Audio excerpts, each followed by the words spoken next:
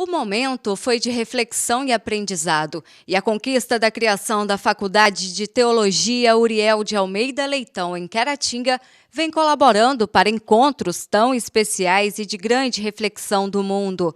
Nos 500 anos da Reforma Protestante, a figura de Martinho Lutero é referência. Ele mudou o mundo redescobrindo a mensagem do Evangelho. Os homens não ganham a salvação fazendo boas obras, mas Deus oferece livremente a salvação a todos os que creem em seu Filho, Jesus Cristo. A Reforma Protestante baseia-se em 5 pilares e o palestrante reverendo Fabrício Jung explicou para os alunos a proposta destes segmentos. É muito importante que nós possamos estar olhando para esses temas da Reforma como um todo, né? Nós trazemos 5 temas principais da Reforma, que são Sola Fide, Sola Scriptura, Sola Gratia, Soli Deo Gloria e Solus Christus. São temas em latim que foram cunhados depois de muito tempo, mas que demonstram como deve ser o trabalho da Igreja, que ele é só fundamentado na fé em Cristo, que ele é só fundamentado na Escritura Sagrada.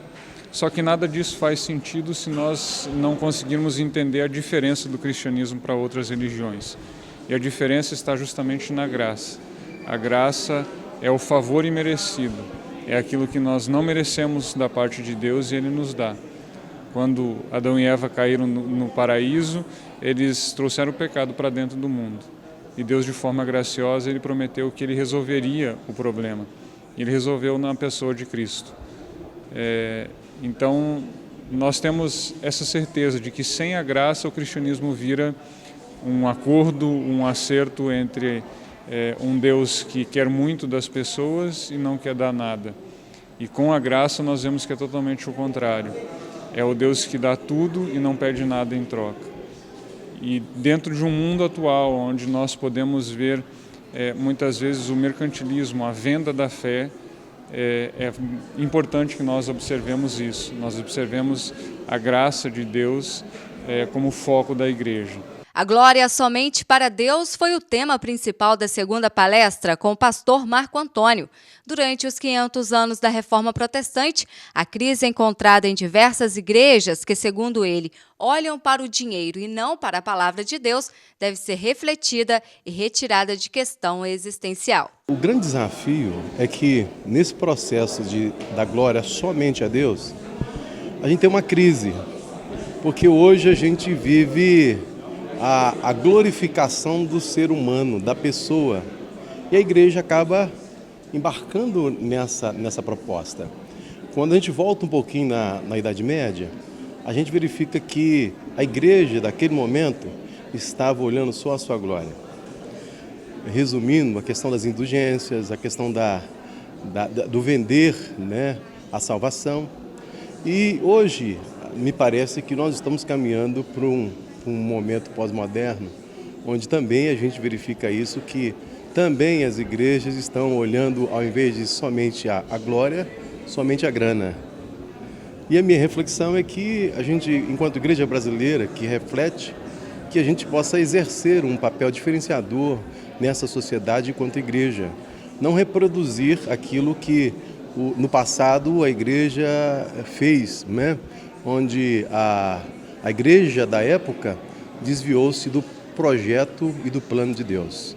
A ideia da minha palestra, resumindo, é isso: somente a glória para Deus. A terceira semana do curso de teologia teve como tema Depois de 500 anos da Reforma Protestante. Precisamos de outra reforma? E quem explica sobre a escolha do tema é o coordenador do curso, o pastor Jaelson Gomes. A proposta deste tema objetiva levar-nos à reflexão sobre quais áreas da vida cristã necessitam de ajustes, quais áreas que nós precisamos modificar para o retorno ao cristianismo, não somente pensando há 500 anos, mas no seu início, quando Jesus Cristo apresenta uma mensagem de arrependimento e fé, quando ele apresenta-se como sendo o caminho, a verdade e a vida, ninguém chega ao Pai senão por ele. Quando o apóstolo Paulo, na formação da sua teologia, deixa bem claro que somos salvos por meio da fé, isso não vem de nós, não vem das nossas obras, mas tudo para a glória de Deus. Então essas reflexões são importantes para nós construirmos uma história de retorno à palavra e pensando então, todos os dias devemos ser reformados. Quando a palavra diz que devemos ser transformados todos os dias, e essa transformação da mente e o coração de uma forma integral. Martinho Lutero é considerado um libertador da humanidade. O impulso iniciado por ele inspirou outros a interpretar a Bíblia de novas formas, surgindo assim muitas denominações que conhecemos hoje. É mais do que uma semana, né? Já se vem pensando neste movimento que faz 500 anos e que mudou muito o aspecto de vivenciar a própria religiosidade. Então, o que a gente percebe quando falamos em reforma, e a gente sempre, é um dito popular que fala, a partir de agora são outros 500. E a gente então pergunta, reformar o que está aqui? O que está aqui hoje, em termos de igreja, é a mesma concepção que se tinha há 500 anos atrás, quando se deu essa ruptura? O que a gente entende por igreja? É um bazar onde que se barganha pecados? É um bazar em que se barganha fé? Não. É uma nova concepção. Então, talvez um pouquinho mais de pensar em reformar. Reformar significa dar forma o que aí está. E o que aqui está, eu acho que nós não queremos. Está muito diferente daquele Cristo lá da manjedoura, daquele Cristo que foi visto na cruz. Então, acho que é o momento, talvez, não da reforma, mas de uma revolução da fé. Revolução da profissão de fé. Verdadeiramente é uma grande conquista, uma conquista que nasceu no coração do nosso Pai e com certeza no coração de Deus, porque começou pequeno, mas vai crescer e hoje é um dia, nossa terceira semana, e hoje é um dia importante que nós estamos. Hoje, exatamente hoje, é o dia da Reforma Protestante de Martinho Lutero, esse monge alemão que fez uma revolução no mundo. Eu vejo muito nas reportagens da televisão falando que Martinho Lutero transformou a igreja.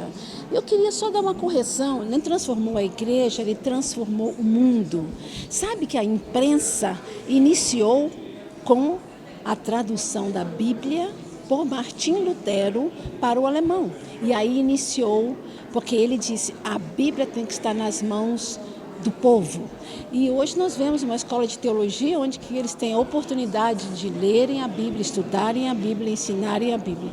E o meu desejo, o meu coração, o meu marido, o pastor Rudy, é que isso aqui cresça e que dê frutos, e frutos para a vida eterna. Aqueles frutos que vão além da vida. Então, isso que a gente deseja. Então, muito obrigado por essa oportunidade de falar do meu coração para o seu coração. Então, a Reforma Protestante é um marco na história, é um divisor de águas, né? A pessoa professando essa fé ou não. É preciso entender isso. E hoje nós vamos ter esse debate, né? Porque a Faculdade de Teologia, é preciso deixar bem claro, ela não é confessional, ela é de cunho científico, humanista, visando o conhecimento das diversas visões da teologia, né? Inclusive como pensadores, como Karl Marx, né? Os filósofos. Então você tem que ter todo esse conhecimento para você então poder conseguir então ter a visão da teologia dos dias de hoje. Não é um seminário, é diferente. Cada um que vem aqui tem a sua fé, mas ele vai ser talvez ele vai conhecer as outras também, né? Para ter mais convicção da própria fé que ele tem, né? Então é isso aí, nós estamos muito alegres e felizes por isso tudo que está acontecendo.